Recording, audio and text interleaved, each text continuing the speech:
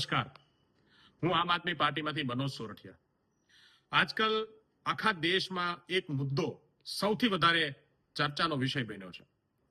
Petrol ગાડીઓમાં સરકાર દ્વારા E20 એટલે કે ઇથેનોલ પેટ્રોલ સાથે મિક્સ કરી અને ઉપયોગ કરવા માટેનું ફરજિયાત એક ફરમાન જાહેર કરવામાં આવ્યું છે.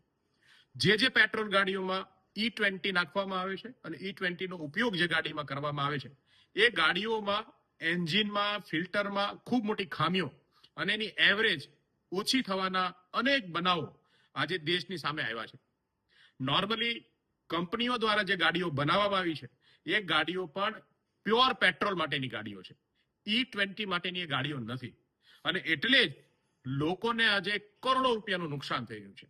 માઇલેજમાં ઇથેનોલના જે મિશ્રિત પેટ્રોલ છે એના ભાવ પણ એટલા ને એટલા છે, માઇલેજ ઓછા થયા છે. સાથે સાથે ગાડીઓની અંદર પણ ખરાબી આજે આખા દેશની અંદર લગભગ લોકોને આ પરિસ્થિતિનો સામનો કરવો પડે છે.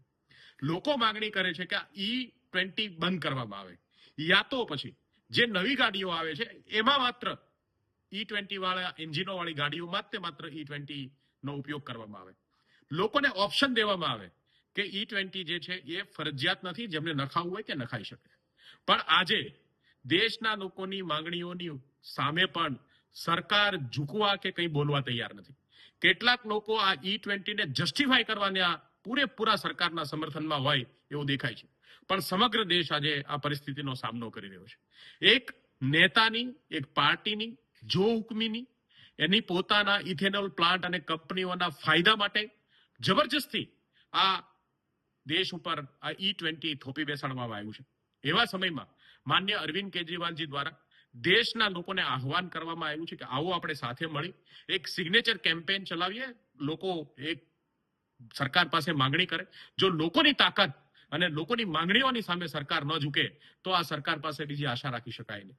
તો એક સિગ્નેચર કેમ્પેનની શરૂઆત કરવામાં આવી છે. મેં પણ એ પિટિશન સાઇન કરી છે. તમે પણ, હું આ જે લિંક મોકલું છું એમાં પોતાનું સમર્થન જાહેર કરો. આપણે સૌ મળી અને સરકારને સંદેશ આપીએ કે E20 જે છે એને ફરજિયાત નહીં, મરજિયાત બનાવો અને વૈકલ્પિક વ્યવસ્થા જે છે લોકો માટે ઊભી કરી આપો. દેશ આપની સાથે છે, પણ લોકોના નુકસાનના ભોગે મોટી કંપનીઓને ફાયદા કરવાના આશયથી આ કામ ના કરવામાં આવે એવી માંગણી કરીએ. આભાર.